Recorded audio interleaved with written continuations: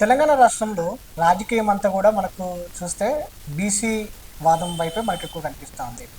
కొన్ని పార్టీలు గతంలో బీసీ వాదాన్ని ఎత్తుకోవడానికి ఇష్టపడినటువంటి పార్టీలు కూడా ఇప్పుడు బీసీ వాదం పైన ఎక్కువ వాణి వినిపిస్తున్నటువంటి పరిస్థితి కూడా మనకు కనిపిస్తూ ఉంది. ఎందుకనంటే ప్రజెంట్ రాబోయే ఎన్నికల్లో బీసీ ఓట్లు అనేది చాలా కీలకం కాబోతున్నాయి. అంటే ఇంతకుముందు కూడా చాలా కీలకమే బీసీ ఓట్లు. బీసీ ఓట్లతోనే దాదాపుగా అన్ని రాజకీయ పార్టీలు కావచ్చు అధికారంలోకి వచ్చినటువంటి పరిస్థితి కూడా మనకు తెలిసిందే.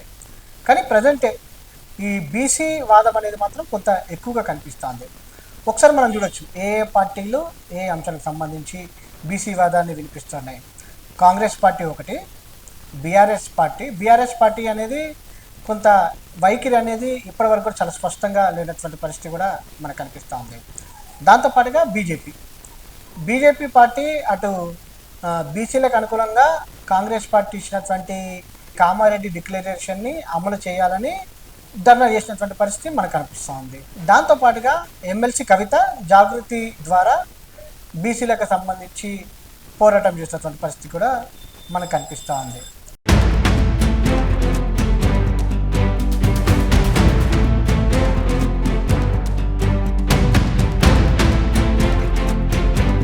ఈ అంశాలను మనం చూస్తే మాత్రం ఒకప్పుడు వీళ్ళందరూ కూడా ఈ పార్టీలు కూడా బీసీలకు సంబంధించి ఎక్కడ కూడా గట్టిగా పోరాడినటువంటి పరిస్థితి లేదు, ఎక్కువగా మాట్లాడినటువంటి పరిస్థితి కూడా లేదు. కానీ వీళ్ళందరూ కూడా ఇప్పుడు ప్రజెంట్ బీసీల వైపు ఎక్కువగా మాట్లాడుతున్నటువంటి సందర్భం మనకు అనిపిస్తుంది.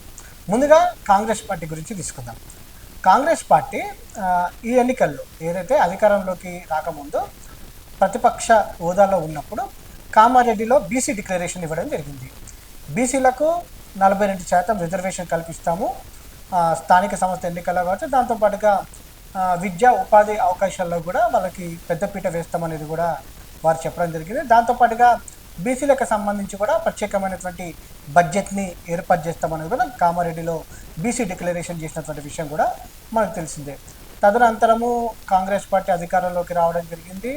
మాజీ ముఖ్యమంత్రి బీఆర్ఎస్ పార్టీ అధినేత కేసీఆర్ మాజీగా మారినటువంటి పరిస్థితి కూడా మనందరికి కూడా తెలిసిందే.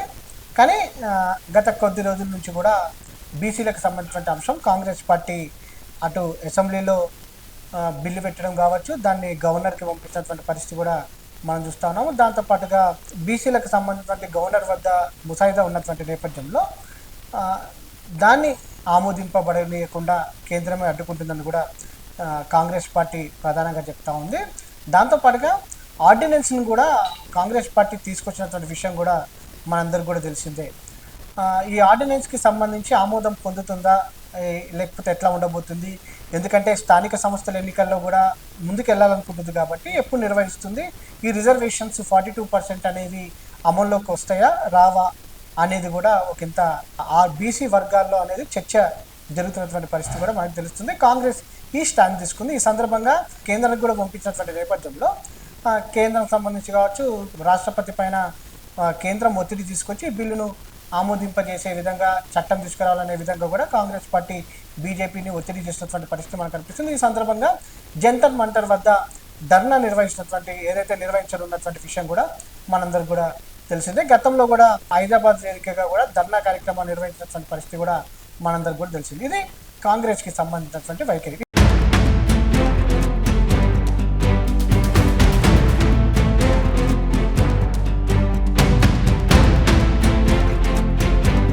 బీజేపీ విషయానికి వస్తాం.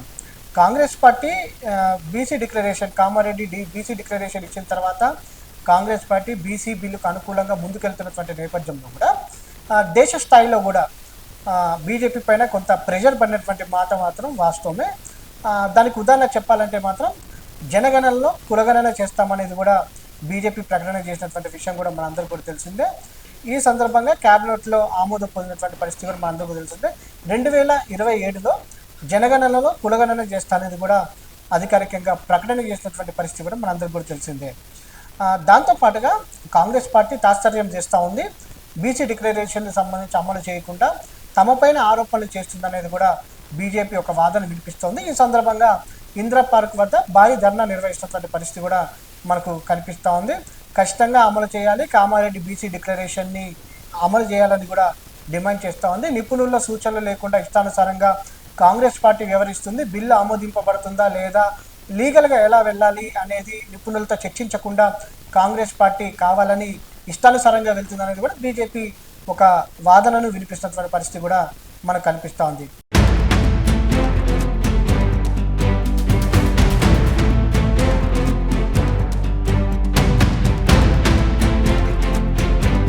బీఆర్ఎస్ పార్టీకి సంబంధించి చూస్తే మాత్రం ఒక పక్క స్థానిక సంస్థల్లో రిజర్వేషన్స్ని ఖచ్చితంగా కల్పించాలి బీసీలకని బీఆర్ఎస్ పార్టీ చెప్తుంది. కానీ బహిరంగంగా ఎక్కడ కూడా బీసీలకు సంబంధించి ప్రత్యక్ష పోరాటానికి మాత్రం ఎక్కడ బీఆర్ఎస్ చేసిందని మాత్రం మనకు కనిపిస్తలేదు. కేవలం వారి యొక్క వాదనను మాత్రం వినిపిస్తూ ఉన్నారు. కామారెడ్డి బీసీ డిక్లరేషన్కి సంబంధించి కాంగ్రెస్ పార్టీ ఇచ్చినటువంటి అమలు పరచాలి, దాంతోపాటుగా బీజేపీ కూడా ఎందుకు డిలే చేస్తోంది, బీసీకి సంబంధించినటువంటి జనగణన కులగణనకు సంబంధించి కూడా బీఆర్ఎస్ పార్టీ ఒక వాదనను అయితే వినిపిస్తున్నటువంటి పరిస్థితి కూడా మనకు కనిపిస్తోంది. కానీ ప్రత్యక్ష పోరాటానికి మాత్రం ఇప్పటి వరకు బీఆర్ఎస్ పార్టీ అడుగు వేసినటువంటి పరిస్థితి మాత్రం కనిపిస్తలేదు. కానీ ఒక వార్త మాత్రం బయటికి వినిపిస్తోంది, ప్రత్యేకంగా బీఆర్ఎస్ వర్గాల్లో కావచ్చు, కొన్ని జర్నలిస్టుల మధ్య జరుగుతున్నటువంటి చర్చ మాత్రం ఏం జరుగుతుందని అంటే, త్వరలో బీఆర్ఎస్ పార్టీ అధినేత కేసీఆర్ రాష్ట్రపతిని కలవనున్నారు, దాంతోపాటుగా కేంద్రంలో ఉన్నటువంటి పెద్దలను కూడా కలవనున్నారు. బీసీలకు సంబంధించి 42% రిజర్వేషన్లు కల్పించాలి అనేది కూడా చెప్తున్నటువంటి అంశంగా మనం చూస్తూ ఉన్నాము. ఈ వార్తల్లో ఎంత వాస్తవం ఉంది అనేది ప్రత్యక్షంగా అటు BRS party working president KTR అయినా ప్రెస్ మీట్ పెట్టి స్పష్టం చేయాల్సిన అవసరం ఉంది, లేకపోతే అధికారికంగా బీఆర్ఎస్ పార్టీ అధినేత కేసీఆర్ నుంచి అయినా సరే ఒక పత్రికా ప్రకటన అయినా రావాల్సినటువంటి అవసరం ఉంది.